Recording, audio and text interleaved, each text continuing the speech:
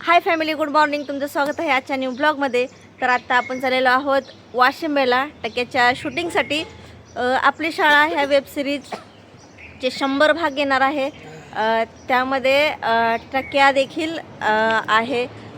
Director Mahadev sir झोळ यांची web series आहे. याआधीचा पण ब्लॉग मी अपलोड करणार आहे. आज दुपारपर्यंत तो ब्लॉग येईल. आणि चला, ऑलरेडी लेट झाला आहे. 8च्या अगोदर आपल्याला वाशिंब्याला पोहोचायचं आहे. आता इथंच 6:45 वाजलेत, त्यामुळं चला. तर फॅमिली, जाता जाता आपण आलेलो आहोत भैरवनाथाच्या मंदिरात. तर टक्क्यांगोबा आता पाया पडत आहेत आणि पाया पडून लगेच निघणार आहोत आपण. 8च्या अगोदर टक्क्याला वाशिंब्याला पोहोचायचं आहे. हे बघा आमचे देवबाप्पा, गणपती बाप्पा.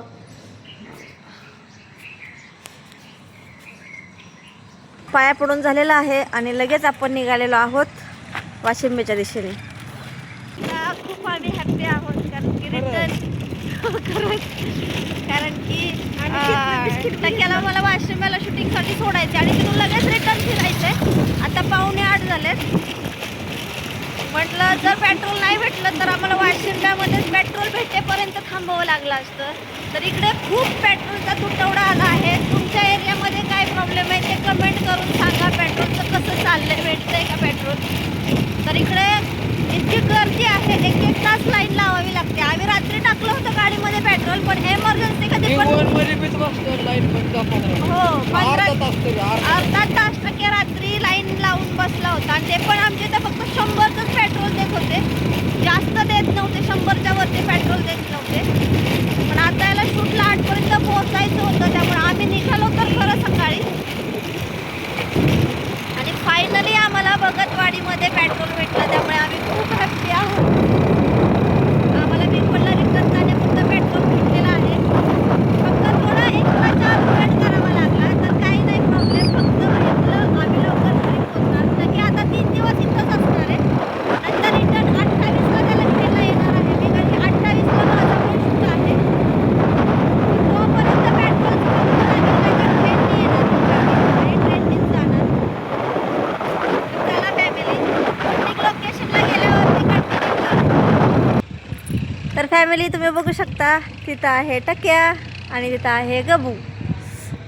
हे बघा, अभिनव सायन्स स्पोर्ट्स व करिअर अकॅडमी.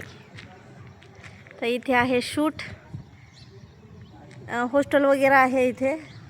राहण्याची सोय आहे, कारण की कुस्ती जुडो ची अकॅडमी असल्यामुळे, सायन्स अकॅडमी असल्यामुळे इथं खूप लांबून लांबून विद्यार्थी आलेले आहेत. त्यांना राहण्याची, जेवणाची वगैरे सोय आहे. खूप चांगला परिसर आहे, रमून जातं इथे, छान वाटते. आज रामनवमीनिमित्त सुट्टी आहे, त्यामुळं शांत शांत वाटतं. नाही तर खूप गजबजलेलं असतं, विद्यार्थी वगैरे सकाळी स्कूल फुल भरलेली असते. तर हे बघू शकता अभिनव सायन्स अकॅडमी. इकडे पण काम चालू आहे. तिकडे पलीकडे कुस्तीचं मैदान आहे. कुस्तीचं मैदान आहे पलीकडे. पलीकडे कुस्तीचं मैदान आहे. खूप छान असा परिसर आहे. हो, यावेळेस लवकर आलो. गेल्या टाईम उशीर झाला होता आम्हाला यायला, कारण की रस्ता माहिती नव्हता. पण लोकेशननुसार आलो. तरी आज पण टक्क्या चुकला. 1.5 किलोमीटरचा रस्ता, कारण की पेट्रोल आम्हाला भेटत नव्हतं. टेन्शन आलं होतं काय होईल नक्की पेट्रोलचं.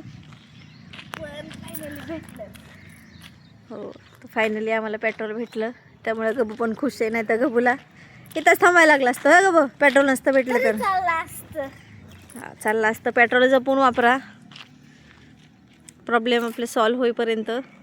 ते युद्धाचे प्रॉब्लेम सगळीकडे. इकडं तरी पहिली गोष्ट तरी इथं मला वाटतं 30 किलोमीटर पंपच नाही आहे. बिग वनपासून इकडं पंपच नाही इथपर्यंत यायला. बिग वनच्या अलीकडंच 1-1.5 किलोमीटरवर पंप. त्यानंतर पंपच नाही इकडे, पेट्रोल पंपच नाही आहेत कुठे. गावागावांमध्ये टपऱ्या वगैरे अशा ठिकाणी पेट्रोल इकडे भेटतं. हां, त्याला गो टू शूटिंगचं पोस्ट सोडायची असेल, स्टोरी ठेवायची मस्त. हो. तर चला आता मी जास्त वेळ तर थांबणार नाही. अजून अर्धा तास थांबची. हां 2 दिवस मग काय करू. पण तू तुझ्या भांडणाची लय आठवण येईल. भांगार आहे ना तू भांड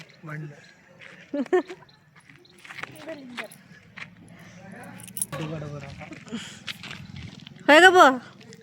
आता 2 दिवस दादा नाही 3 दिवस 26, 27, 28 करमल ना. कसं वाटतंय. भांडणं केल्याशिवाय नाही करत ना. कारण की बहीण भावाचं असंच असतं. भांडणं केल्याशिवाय करमत नाही. चला अर्ध्या तासात निघायचं आहे आपल्याला. वाव किती सुंदर असं मोगऱ्याचं झाड आहे. किती छान मोगरा आहे बघू शकता तुम्ही. वाव किती झाडाला चांगला दिसत होता गबुनी तोडला.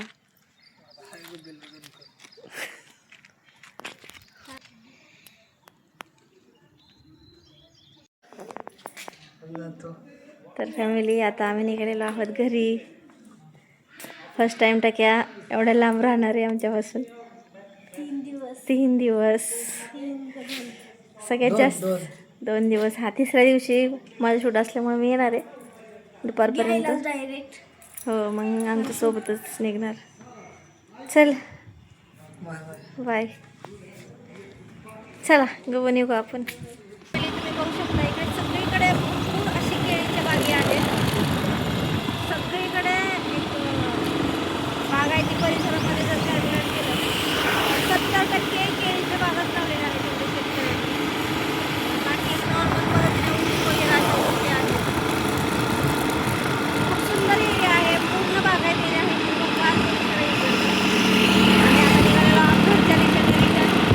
फॅमिली जाता जाता गबूला भूक लागलेली आहे आणि तिथे जाता जाता हिंगणीमध्ये आम्ही एका छोट्या हॉटेलमध्ये थांबलेलो आहोत. तिथे चहा वडापाव नॉर्मल स्नॅक्स नाश्ता भेटतो.